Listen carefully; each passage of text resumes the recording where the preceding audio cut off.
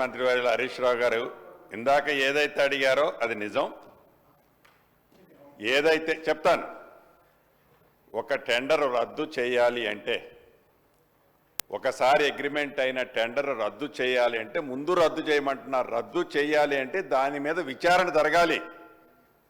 విచారణ జరగకుండా ఎలా రద్దు చేస్తారు? ఎప్పుడన్నా భారతదేశ చరిత్రలో ఉందా?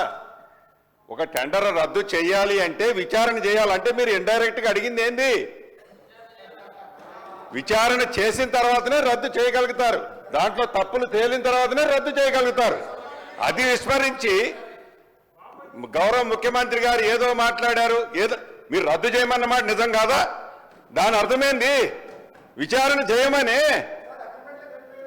ఒకసారి అగ్రిమెంట్ చేసిన తర్వాత దాన్ని ఎలా రద్దు చేస్తారండి? విజిలెన్స్ ఎంక్వైరీనా, ఇంకొక ఎంక్వైరీనా, ఇంకొక ఎంక్వైరీనా? ఎంక్వైరీ చేయకుండా ఎలా రద్దు చేయగలుగుతారు? గౌరవ వారు చాలా సీనియర్ మోస్ట్ మంత్రి గారు, అనుభవం ఉన్నవారు, వారికి అన్ని విషయాలు తెలుసు. ఒకటి ఏదైనా రద్దు చేయాలి అంటే ఏదో గాలిలో పేపర్ వస్తే రద్దు చేయలేరు. అది గౌరవ మాజీ మంత్రి గారు గమనించాలని కోరుకుంటున్నాను.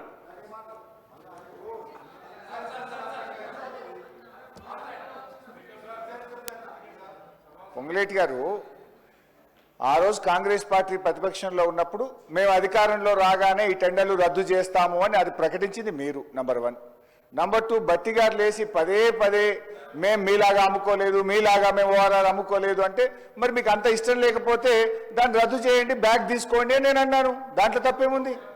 రాజగోపాల్ గారు, మంత్రి గారు, గౌరవం